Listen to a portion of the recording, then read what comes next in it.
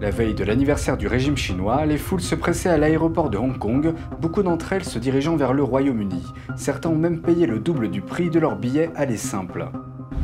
Un groupe de femmes chinoises vues en train de danser sur de la musique pro-communiste à New York. Un homme les a filmées et les a critiquées en ligne. Mais les médias d'État chinois ont rapidement utilisé la vidéo en y ajoutant leur propre version. Des leaders politiques tibétains en exil dans une ville du nord de l'Inde commentent le 100e anniversaire du PCC. Pour eux, ce jour marque un siècle de torture et d'oppression. Bienvenue dans Regard sur la Chine, je suis Vladian Huitins. Avant de commencer, je vous rappelle que nous disposons d'une nouvelle chaîne YouTube sur Internet, NTD Actualité. Je vous invite à vous y abonner pour regarder les news. La veille de l'anniversaire du PCC, l'aéroport de Hong Kong a été bondé de personnes se rendant en Grande-Bretagne. Certains d'entre eux ont même payé le double du prix de leur billet aller simple. The national security law has been implemented in Hong Kong for 1 year. More than 100,000 Hong Kong residents have left the city. The recent Apple Daily incident has led to more people leaving Hong Kong. We have seen a large number of Hong Kong residents arriving at the airport on the eve of July 1st. They are immigrating to the UK. Nous sommes mercredi à l'aéroport de Hong Kong et les gens se pressent à 2 guichets. Il y a 2 vols directs pour le Royaume-Uni et un autre vol indirect qui comporte une escale en Suisse. À ce moment-là, les guichets pour les autres vols sont vides. De nombreux parents et amis accompagnent les voyageurs. La fille de M. Chen va s'installer au Royaume-Uni avec sa famille. Le père ne peut s'empêcher d'essuyer des larmes. Un couple a vu partir son unique enfant. La mère a serré son fils dans ses bras à plusieurs reprises. Même après que son fils a franchi la porte d'embarquement, elle ne pouvait s'empêcher de pleurer. À partir du 1er juillet, les avions de ligne britanniques sont interdits d'atterrir à Hong Kong en raison de la pandémie. Un couple craignait que l'interdiction ne s'étende également au vol de Hong Kong vers le Royaume-Uni. Ils ont donc décidé de payer le double du prix pour partir plus tôt. Ils ont dit à la reporter de NTD Hong Kong de faire attention.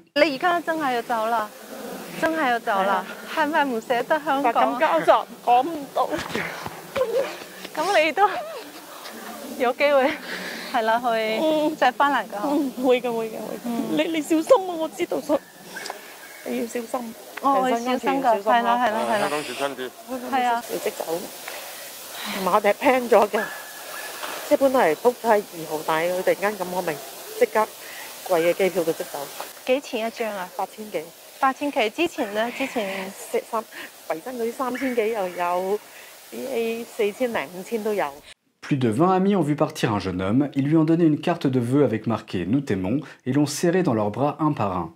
Selon un sondage, 1/5 des habitants de Hong Kong envisagent de quitter définitivement la ville. Cela représente 1,5 million de personnes. On estime que 250 000 à 300 000 Hongkongais vont émigrer au Royaume-Uni dans les 5 prochaines années. Des leaders politiques tibétains en exil dans une ville du nord de l'Inde commentent le 100e anniversaire du PCC. Ils disent que ce jour marque un siècle de torture et d'oppression, et que c'est un jour sombre dans l'histoire. À l'occasion du 100e anniversaire du PCC, le chef du parti, Xi Jinping, a affirmé que son parti avait écrit un chapitre splendide de l'histoire de l'humanité. Mais les dirigeants politiques tibétains en exil en Inde qualifient plutôt cet anniversaire de jour sombre dans l'histoire. I'm sure the Chinese, they are going to show a great show of greatness and development to the world. But then the world should always take into consideration is that there's always the other side of it, the darker side of it.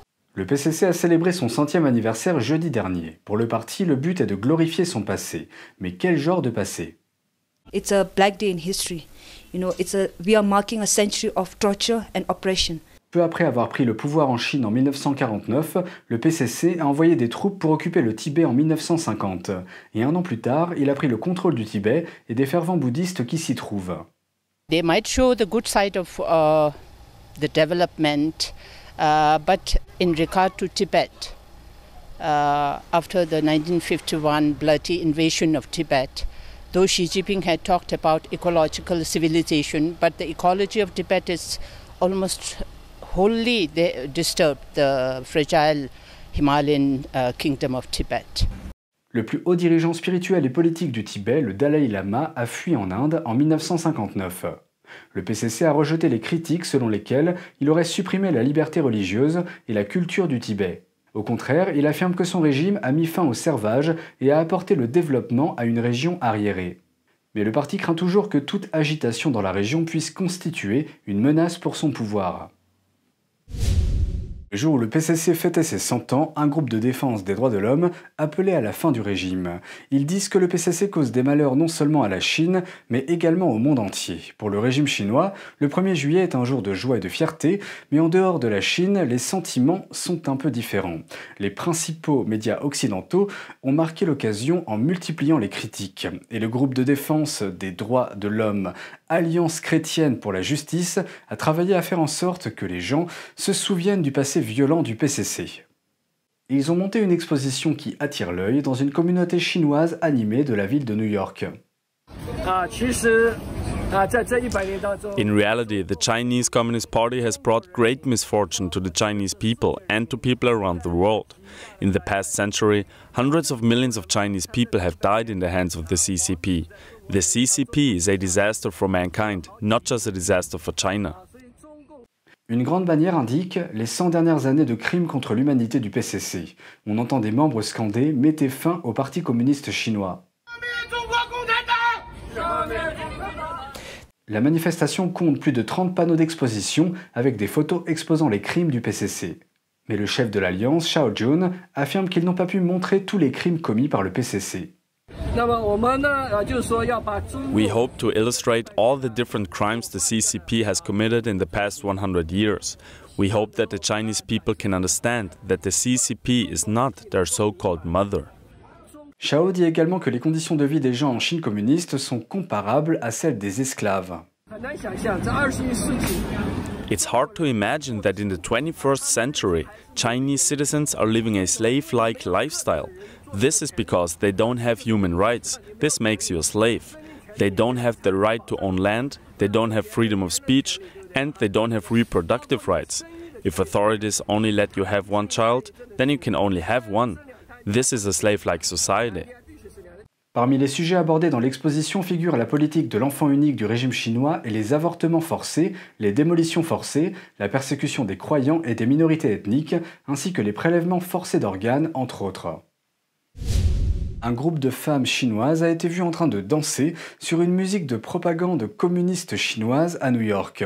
Un résident local a filmé l'événement qui apparaissait à ses yeux comme détestable. Mais il a été surpris de voir sa vidéo apparaître quelques heures plus tard sur les médias d'État chinois. C'était le matin du 22 juin et Tsai Guihua, un habitant de New York, se trouvait à Flushing, un quartier chinois local. Il a aperçu un groupe de femmes chinoises dansant au rythme d'une chanson de propagande communiste chinoise. Les paroles de la chanson font les éloges du PCC, le qualifiant de sauveur de la Chine. Tsai a filmé la scène et a publié la vidéo sur Twitter.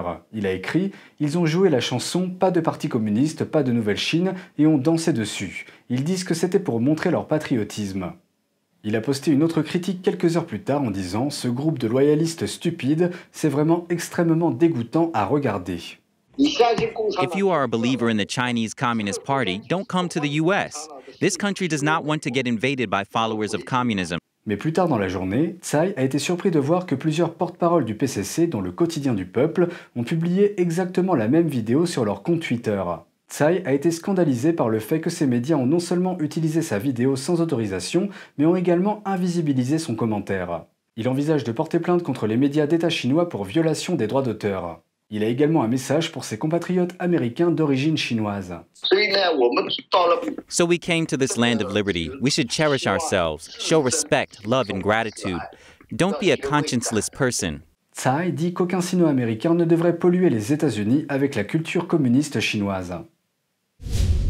Les bénéfices de la marque européenne de vêtements H&M sont repartis à la hausse au deuxième trimestre, ceci malgré le boycott de la marque par le régime chinois en raison de ses préoccupations concernant le travail forcé dans la région chinoise du Xinjiang.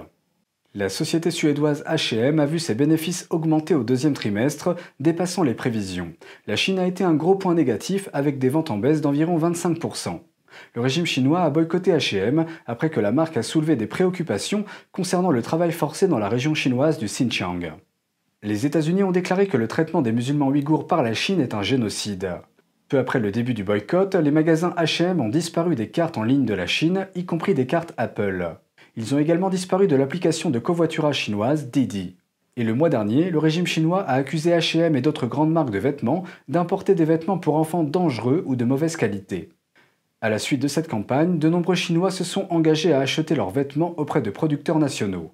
La Chine représentait environ 5% des ventes du groupe l'année dernière. Le Wall Street Journal rapporte que H&M a évalué à 74 millions de dollars le coût de la résistance à la Chine en termes de perte de vente rien que pour le dernier trimestre. L'action H&M a chuté de 4% dans les premiers échanges jeudi dernier. Et c'est tout pour aujourd'hui, merci d'avoir suivi Regard sur la Chine. On se retrouve demain pour une nouvelle émission, prenez soin de vous et à bientôt.